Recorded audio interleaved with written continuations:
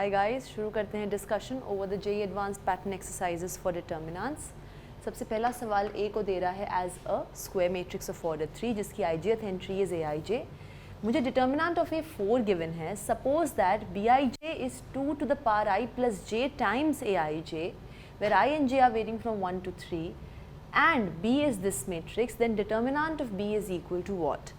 ध्यान से देखो, b को a के ही टर्म्स में रिप्रेजेंट किया गया है। B जो है इज अ 3x3 मैट्रिक्स जिसकी 1/1th entry is 2 to the power 1 plus 1 times a11. So 2 to the power 2 a11. इसकी 1/2th entry will be 2 to the power 1 plus 2 times a12. So 2 to the power 3 a12. Similarly this will be 2 to the power 4 a13. ठीक, यहाँ क्या आ जाएगा? यहाँ आएगी 2/1th entry तो यहाँ है 2 to the power 3, यहाँ 2/2th एंट्री तो यहाँ पर 2 to the power 4, यहाँ पर 2/3th entry this will B 2 to the power 5, फिर यहाँ पर 2 to the power 4 a31, 2 to the power 5 a32, 2 to the power 6 a33। तो हमने देखा कैसे a के एलिमेंट्स की मदद से ही मैट्रिक्स b को फॉर्म किया गया है by the rule that the ijth element of B is 2 to the power I plus j times ijth element of matrix A। अब यहाँ पर आप क्लियर देख सकते हैं, फर्स्ट कॉलम से 2 स्क्वायर कॉमन निकल रहा है, दूसरे से 2 क्यूब और तीसरे से 2 to the power 4। तो अगर मैं डिटर्मिनेंट ऑफ B कंसिडर करूँ तो मेरे पास ये आ जाएगा। Okay, just 2 solid lines. ठीक है, अब 2 स्क्वायर निकला कॉमन फर्स्ट कॉलम से, 2 क्यूब निकला कॉमन सेकंड कॉलम से और 2 to the power 4 निकला कॉमन थर्ड कॉलम से। तो अंदर क्या बचा? a11 2 times a21 and 2 square times a31। फिर यहाँ से 2 क्यूब निकला तो बचा a12 2 times a22 2 square times a32। यहाँ से 2 to the power 4 कॉमन निकला तो यहाँ क्या बचा? a13, यहाँ पे 2 times a23 2 square times a33। ठीक है, अब आपको दिख रहा होगा कि सेकंड रो से 2 कॉमन निकल सकता है और थर्ड रो से भी 2 स्क्वायर कॉमन निकल सकता है। तो सेकंड रो और थर्ड रो से 2 और 2 स्क्वायर कॉमन निकाला तो फिलहाल कॉमन निकला हुआ है 2 to the power 3 plus 2 5 plus 4 9। इसके अलावा एक 2 निकला सेकंड रो से, 2 स्क्वायर निकला थर्ड रो से। तो अब मेरे पास बचा a11 a12 a13, यहाँ पर a21 a22 a23 और यहाँ पर 2 स्क्वायर निकलने के बाद a31 a32 a33। This is nothing but determinant of a जो कि 4 गिवन है जिसको मैं 2 स्क्वायर लिख सकती हूँ एंड हेंस फाइनली मेरे पास डिटर्मिनेंट ऑफ b आता है 2 to the power 9 plus 1 plus 2 plus 2 2 plus 2 4 plus 1 5 plus 9 14। So 2 to the power 14 is the determinant of B when determinant of A is 4 and B A की मदद से इस तरीके से बना हो। सेकेंड क्वेश्चन मुझे डेल दे रहा है और बोल रहा है कि ये डेल मतलब वैल्यू ऑफ दिस डिटर्मिनेंट 0 है अगर A B C पे क्या कंडीशंस हों। तो ऑलरेडी मुझे वैल्यू ऑफ दिस डेल 0 दी हुई है। अब अगर आप इस डेल को ध्यान से देखें तो अगर मैं फर्स्ट रो में अल्फा मल्टीप्लाई करके सेकंड रो से ऐड कर दूं तो मेरे पास आएगा a alpha plus b which is sitting here, b alpha plus c which is sitting here, a alpha plus b। Third row में इतना नहीं हो रहा बट या फर्स्ट और सेकंड कॉलम में मुझे दिख रहा है a alpha plus b is sitting here, b alpha plus c is sitting here। So situation convenient हो रही है।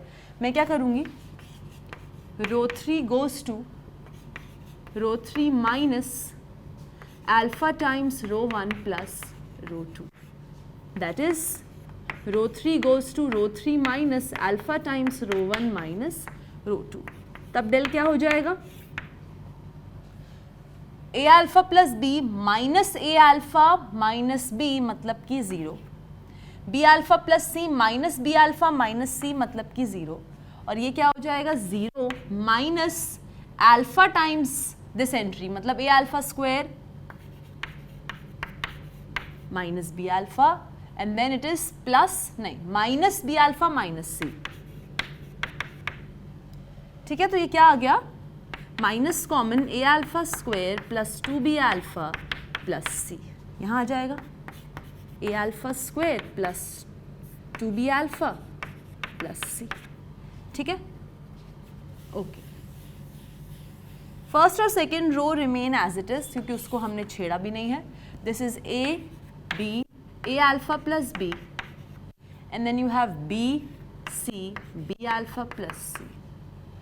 ऑब्वियसली थर्ड रो के अलोंग अगर मैं एक्सपैंड करूं तो कन्वीनियंटली इस डिटर्मिनेंट की वैल्यू मिल जाएगी, जो कि एक्चुअली मुझे ऑलरेडी 0 गिवन है. तो एक्सपैंड करते हैं, इसके अलोंग आएगा minus of A alpha square plus B alpha plus C multiplied by A C minus B square. ये मुझे गिवन है 0. इसको मैं लिख सकती हूँ माइनस कॉमन निकाल के B square minus A C into A alpha square plus B alpha plus C is 0. इसका क्या मतलब हुआ? जब दो चीज़ों का प्रोडक्ट 0 है, मतलब या तो ये 0 है या तो ये 0 है. अगर ये 0 हुआ that means B square A C के बराबर हुआ, मतलब कि A B C are in G P. और अगर ये 0 हुआ इसका मतलब alpha is a root of A X square plus B X plus C. तो this is a solution and this is a solution. तो मुझे क्या मिल रहा है कि अगर ये डेल 0 है, ये तब हो सकता है जब ए बी सी जी पी में हो, या फिर alpha is a root of A X square plus 2bx plus C equal to 0. Is it clear? This is 2b alpha, not b alpha, this is 2b alpha. Right, यहाँ से हम carry forward कर रहे थे. So इधर A B C are in G P और alpha is a root of A X square plus 2bx plus C equal to 0. Cool enough. तीसरा सवाल मुझे दे रहा है डेल्टा एक्स, और वो मुझे ऑलरेडी डेल्टा एक्स की वैल्यू कुछ unknowns A B C D के टर्म्स में दे रहा है. हमें निकालना है ए बी सी डी पे कंडीशंस. यहाँ पर मैं स्टार्ट करूंगी डेल्टा डैश से. Let's try to do delta dash. Okay, so this is delta dash X. अगर मैं इस डेल्टा को डिफरेंशिएट करूं तो मेरे पास क्या आएगा? ध्यान से देखो, अगर मैं इस डेल्टा को डिफरेंशिएट करती हूँ, डिफरेंशिएट करने पे क्या होता है? फर्स्ट कॉलम डिफरेंशिएट हो जाएगी, सेकंड और third column remain the same. फिर सेकंड कॉलम डिफरेंशिएट होती है, first third remain the same. फिर थर्ड डिफरेंशिएट होती है, first and second remain the same. तो अगर मैं फर्स्ट कॉलम को डिफरेंशिएट करूँ, आता है 2x minus 5, then 6x plus 1, 14x minus 6. First column को कर दिया, second column remains the same,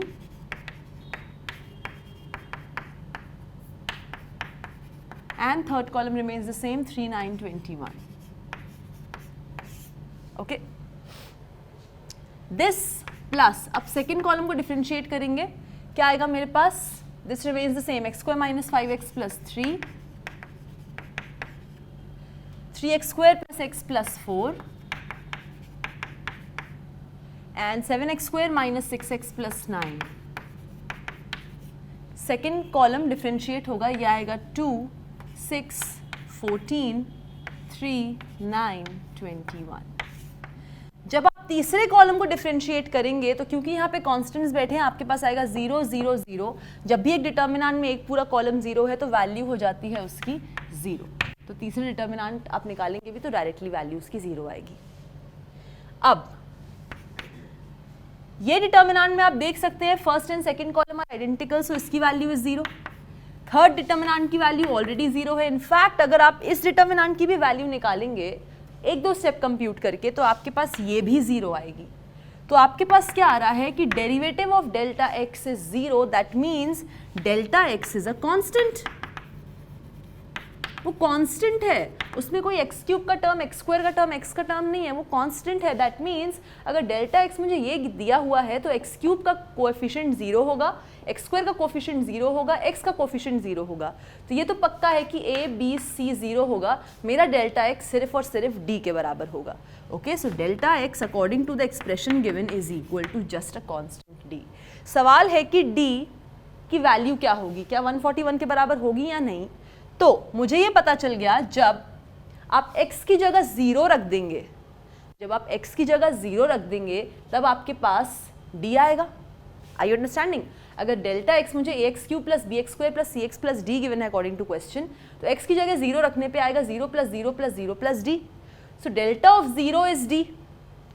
सारी जगह x की जगह 0 रख दो तो आपके पास यहाँ पे आएगा 3 4 9 -5 1 -6 3 9 21। जब आप इस डिटर्मिनेंट को इवैल्यूएट करेंगे तो आपके पास d आ जाएगा 141। तो आपको ये ध्यान रखना है डेल्टा ऑफ 0 इज d। तो x की जगह हर जगह 0 पुट कर दो, आपके पास जो डिटर्मिनेंट आएगा उसकी वैल्यू आएगी 141 and hence you compute this way the solution. Next question मुझे delta of a comma b दे रहा है और कॉलम 1 और कॉलम 2 की एंट्रीज को मैच करने के लिए कह रहा है, जिसमें कि डेल्टा a b की वैल्यू निकालनी है। So let's first compute the value of delta a comma b। यहाँ पर अगर आप ध्यान से देखें तो row 2 goes to a times row 2 minus a times row 1, convenient है, a माइनस a 0 दे देगा, और row 3 goes to row 3 minus a square times row 1 मुझे यहाँ पे 0 दे देगा। So let's apply these operations. Row 1 goes to, I should say row 2 goes to row 2 minus a times row 1 and row 3 goes to row 3 minus a square times row 1। उससे del a b की value क्या आ जाएगी? a minus a is 0, 4a plus b minus 5a मतलब b minus a, 6a plus 4b minus 10a मतलब 4b minus 4a। Then you have a square minus a square which is 0, 3a square plus 2ab minus 5a square मतलब 2ab minus 2a square। तो इसको मैं लिख सकती हूँ 2ab minus a, ठीक है,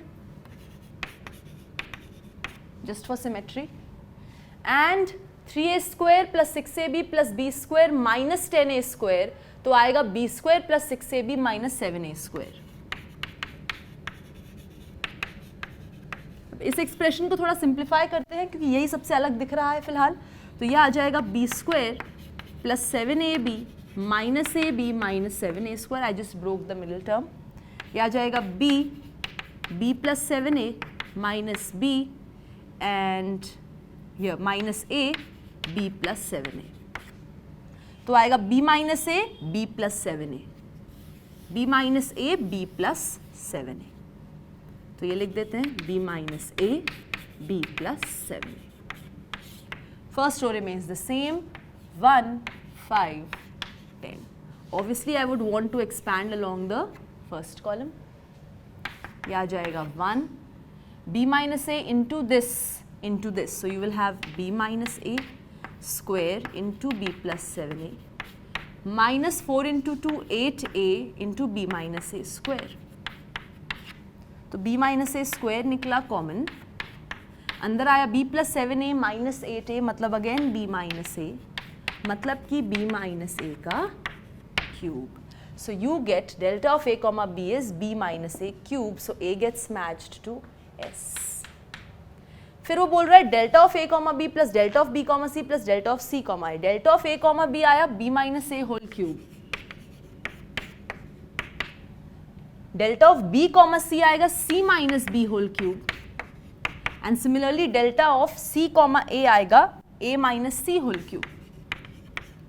अब आपको पता है b minus A plus C minus B plus A minus सी 0 होता है, तो इस एक्सप्रेशन की वैल्यू हो जाएगी thrice of b minus a into c minus b into a minus c, and therefore you get that b gets matched to thrice of b minus a into c minus b into a minus b, which is t.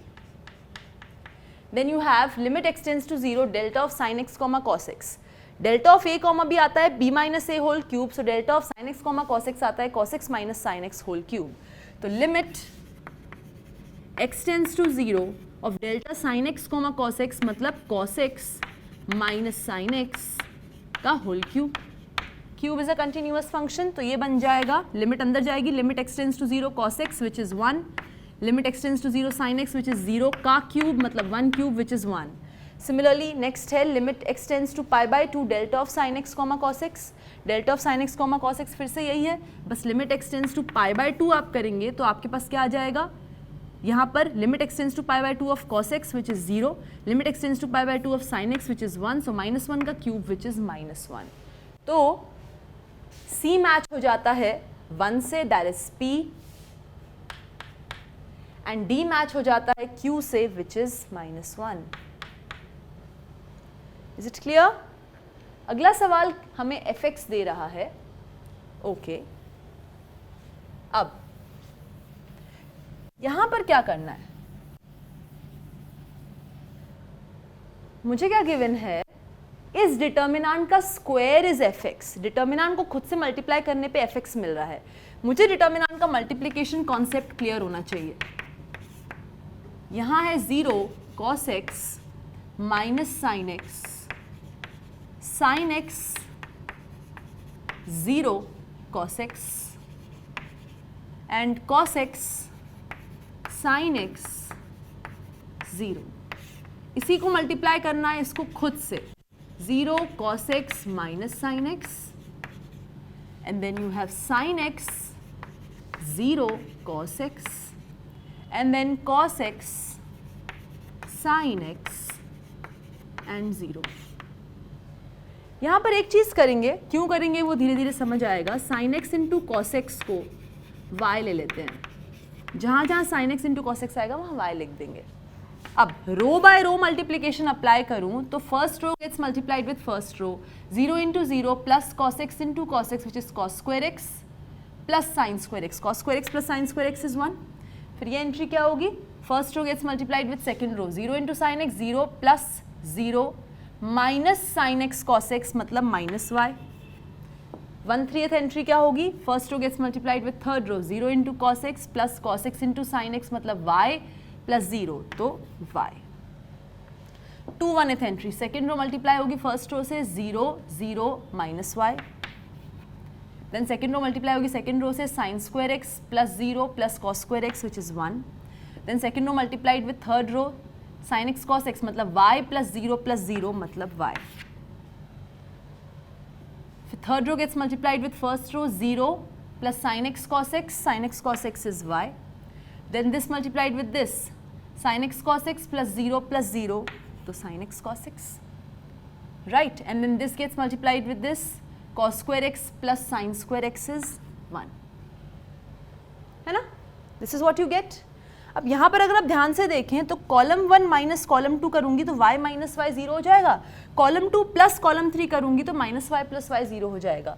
तो करते हैं इसको, column 1 goes to column 1 minus column 2 and column 2 goes to column 2 plus column 3।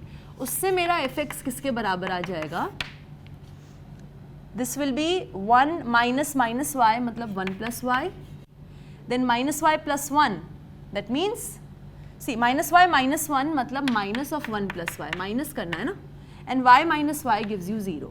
फिर this plus this gives you 0, this plus this gives you 1 plus Y and this plus this gives you 1 plus y, and then here you have y 1। ठीक है, 1 plus Y यहाँ से भी common निकला, यहाँ से भी कॉमन निकला, बचता है 1 प्लस वाई का होल स्क्वायर। अंदर आया 1 माइनस 1 0 0 1 1 y 1। किसी भी एक रो के अलोंग एक्सपैंड कर लो, ठीक है, क्या आ जाएगा आपके पास, 1 प्लस वाई का होल स्क्वायर इंटू ये आ जाएगा 1 minus Y plus y multiplied by minus 1. So you have 1 minus y मतलब 1 minus 2y. So 1 plus y whole square into 1 minus 2y. अब आपको समझ आ रहा होगा y को sin x cos x के बराबर लेके कितना कन्वीनियंट सिचुएशन हो गई, नहीं तो बार बार हम sin x cos x ही लिखते रहते।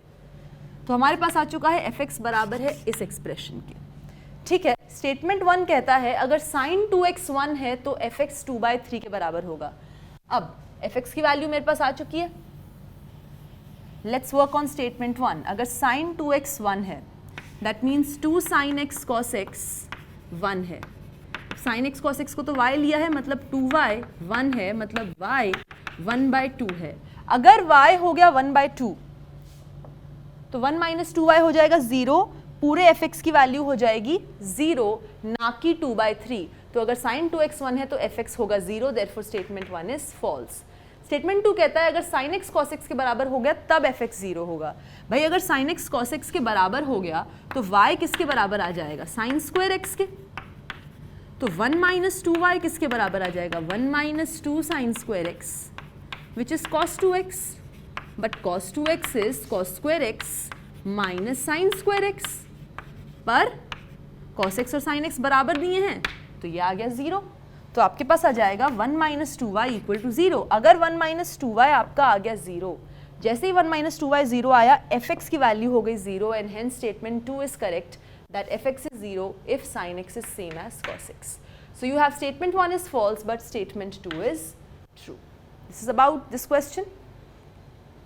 पैराग्राफ क्वेश्चन क्या कहता है, A B C are 3 points, area of the triangle with vertices A B C कैसे गिवन होगा, ऐसे ये हम जानते हैं हमारे थ्योरी लेक्चर्स से, राइट?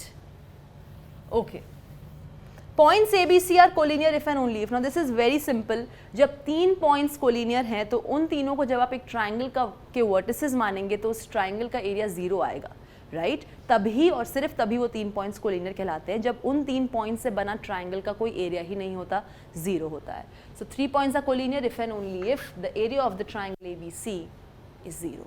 ओके, अगर A BC के बराबर है, B CA के बराबर है, C AB के बराबर है, 2SA plus B plus C है, then delta square is equal to what?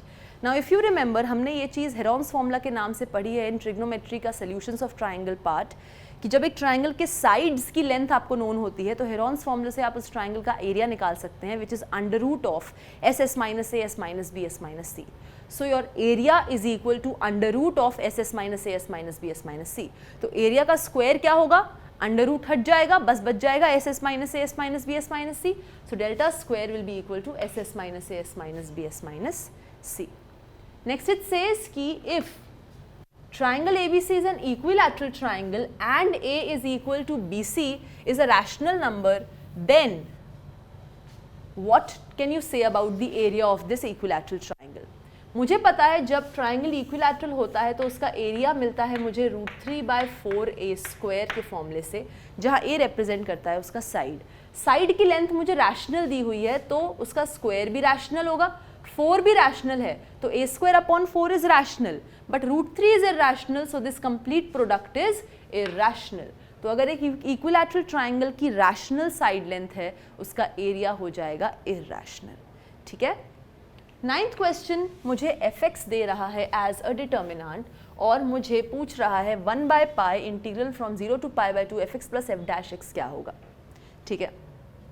यहाँ पर मैं ऑपरेशन लगाती हूँ, column 1 goes to column 1 minus 2 times sin x column 3 and column 2 goes to column 2 plus 2 times cos x column 3. Let's see what do I mean. fx बराबर हो जाएगा किसके, 2 cos square x plus 2 sin square x which is 1 into 2 that is 2. Then you have sin 2x minus 2 sin x cos x which means sin 2x minus sin 2x which is 0, and then you have sin x minus anything into 0 is 0 only, so here you get just sin x. Similarly column 2 goes to column 2 plus 2 cos x times column 3, so 2 cos x यहाँ पर multiply करोगे आएगा 2 sin x cos x which is sin 2x, so sin 2x minus sin 2x gives you 0. then यहाँ पर आएगा क्या, 2 cos square x, यहाँ पर 2 sin square x, ऐड करोगे आ जाएगा 2 into 1 which is 2, एंड यहाँ पर रहेगा माइनस cos x, फिर यहाँ you have minus sin x cos x and 0, ठीक है? अगर मैं एक्सपैंड कर दूँ इस रो के अलोंग तो मेरे पास आएगा 0 plus cos square x and then you have minus sin x and inside you have 0 minus 2 sin x. So plus sin x. Sin square x plus cos square x is 1. 1 into 2 is, what is this? This is sin x now. What do you get? Twice of this into this. That means twice of 0 plus cos square x, so 2 cos square x. और यहाँ क्या आया, minus sin x तो है ही, यहाँ क्या आ गया 0 और यहाँ है 2 sin x. तो 2 निकला कॉमन, अंदर आया sin square x plus cos square x which is 1, 2 into 1 which is 2. So you are getting fx is 2, मतलब f' क्या हो गया 0. अगर fx 2 है f' 0 है तो 1/π 0 to π/2 integral of fx plus f' क्या होगा, 0 to π/2 1/π fx plus f', 2/π निकला कॉमन, अंदर बचा π/2 minus 0 which is π/2. Your answer is 1. and so the integer which this question is assigned to is 1. 10th question कहता है fx is this. Okay, I have to tell the maximum value of fx. अब यहाँ पर ध्यान से देखो तो trigonometric function से इन्वॉल्व है, बहुत आसानी से दिख रहा है.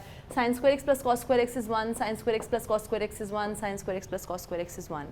तो कर देते हैं ये perform column 1 goes to column 1 plus column 2. तो ये आ जाएगा F x 1 plus sine square x plus cos square x, that means 2, then here also 2 and here also 2, right. फिर यहाँ पर आपके पास है cos square x 1 plus cos square x. Okay, and या so let me do one thing apart from this. इसको नहीं करते, इसकी जगह कुछ और बेनिफिशियल देखते हैं. अगर मैं बात करूं दिस माइनस दिस की, तब यहाँ 1 बचेगा, और मैं बात करूं दिस माइनस दिस की, तब भी यहाँ 1 बचेगा. या फिर अगर हम वही ऑपरेशन के साथ जाएं भी, let's just proceed and see where are we trying to go. Okay, of course you have to do sometimes the hit and trial. This is 2, then sin square x plus 1 plus cos square x gives you again 2, and this is 1. Yeah. Then this you have cos square x, 1 plus cos square x, and cos square x. Here you have 4 sin 2x, 4 sin 2x, and 1 plus 4 sin 2x. ध्यान से देखो ये दोनों entry same है और ये दोनों entry same है. So let's perform row 2 goes to row 2 minus row 1 and row 3 goes to row 3 minus row 1. उससे किसके बराबर आ जाएगा? 2 minus 2 gives you 0, this minus this gives you 1, this minus this gives you 0. Now 1 minus 2 gives you minus 1, cos square x minus cos square x gives you 0, this minus this gives you 1, और ऊपर आपके पास बचा 2 cos square x and 4 sin 2x. इसी के along अगर मैं expand करती हूँ इस रो के अलॉन्ग, तो मेरे पास क्या आता है? 1 minus 0 gives you 1, minus cos square x gives you 0 minus 0 मतलब 0, plus 4 sin 2x into 0 plus 1 मतलब 1. तो कितना आ गया फंक्शन? आया 2 plus 4 sin 2x. Maximum value of sin 2x is 1. So maximum value of 4 sin 2x is 4 into 1, which is 4.